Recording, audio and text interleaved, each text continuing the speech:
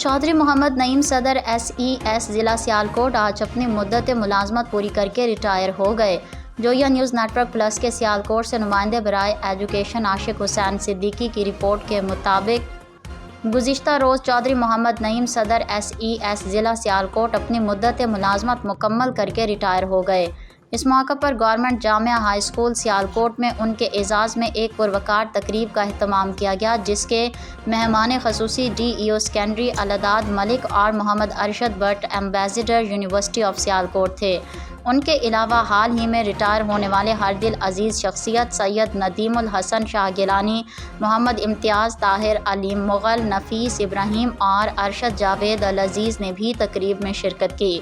باری باری سب نے اپنے اپنے الفاظ میں چودھری نعیم کی تعلیمی خدمات کو زبردست خراج تحسین پیش کیا۔ تقریب میں اسٹیج سیکرٹری کے فرائض مشہور ماہر گفتگو عاشق حسین صدیقی نے سر انجام دیے۔